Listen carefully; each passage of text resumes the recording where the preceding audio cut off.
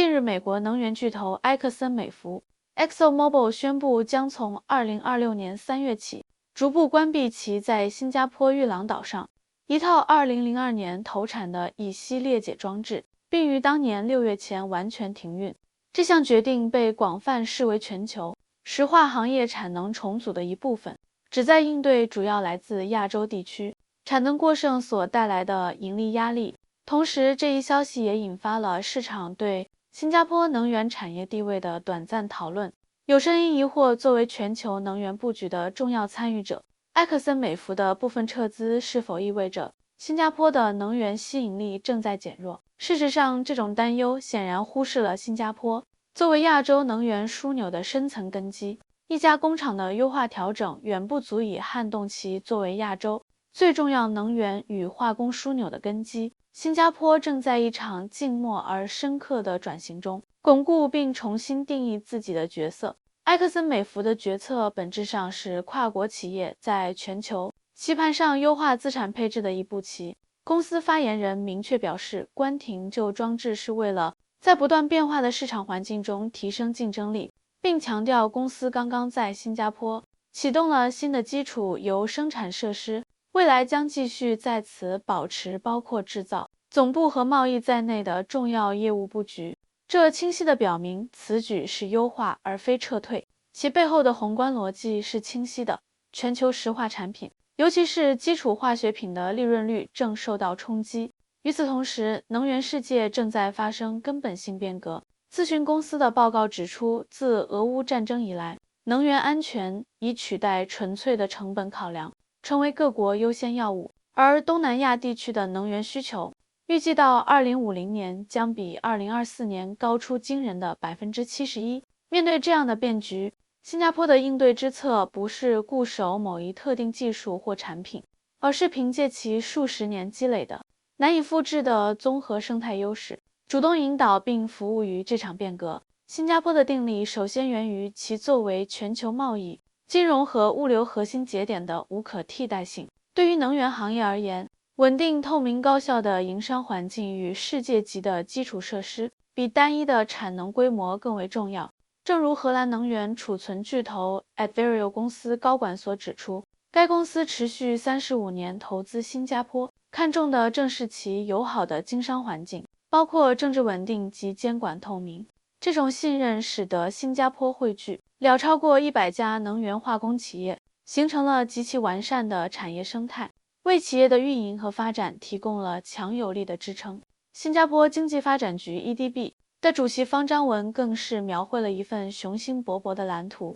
新加坡的目标是到2030年将能源及化工产品的产量提升至2019年水平的1.5倍，并在2050年达到4倍。这份蓝图的目光早已超越了传统的炼油与裂解，投向了更广阔的天地。当下，新加坡最显著的转型方向，正是成为亚太绿色能源与低碳解决方案的策源地和枢纽。这里已不是单纯的石油贸易港，而是全球清洁能源技术与资本进入亚洲市场的门户。以天合光能、沃泰能源为代表的一批中国领先新能源企业，纷纷选择将区域总部或研发中心设在新加坡，看重的正是其连接东西方的纽带地位、顶尖的人才储备以及强大的物流与金融配套能力。新加坡政府自身也是绿色转型最积极的实践者之一，它不仅将可持续发展融入国家战略，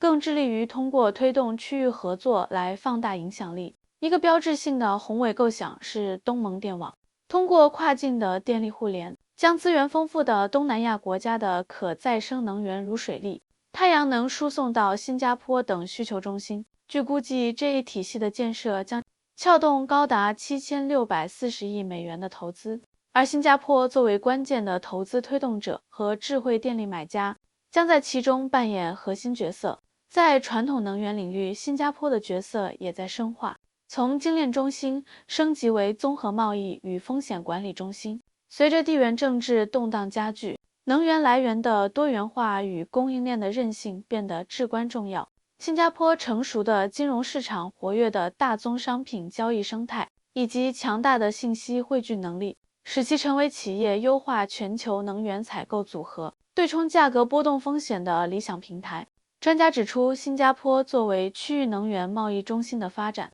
能够使业者获得更多信息，有助于优化能源来源组合。例如，当全球近1/5的石油运输可能因霍尔木兹海峡的波动而面临风险时，拥有灵活采购渠道和深厚市场洞察力的新加坡，其枢纽价值反而更加凸显。面向未来，新加坡正大力投资于下一代能源基础设施与科技创新。政府正在积极探索江氨气等零碳燃料用于发电和航运，并发展跨境的碳捕捉与封存网络。这些前沿领域的尝试吸引了像欧德优创、吉宝住友等跨国财团投入巨资进行联合研究。此外，新加坡仍是东南亚唯一实施碳税的国家。这一坚定的政策信号不仅推动了本地企业的脱碳，也为整个区域的绿色金融和碳市场发展树立了标杆。所有这些努力都在强化一个核心信息：新加坡提供的不仅仅是码头和储罐，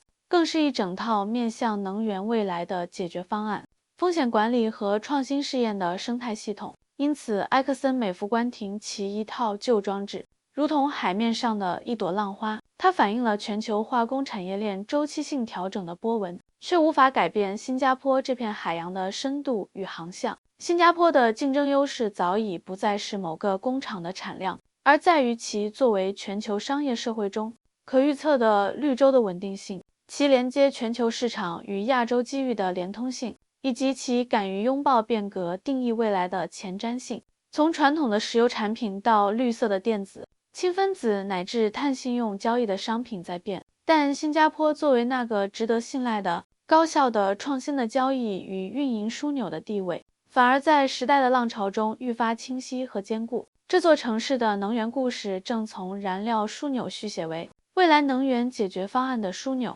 对于这场静默的转型，我们或许可以思考：一个成功的全球枢纽，其真正的护城河是庞大的硬件产能，还是构建并持续优化一个能够吸引、适应并引领产业变革的软性生态系统？欢迎在评论区分享你的看法。今天的内容就到这里，记得点赞、分享并开启小铃铛，我们下期再见。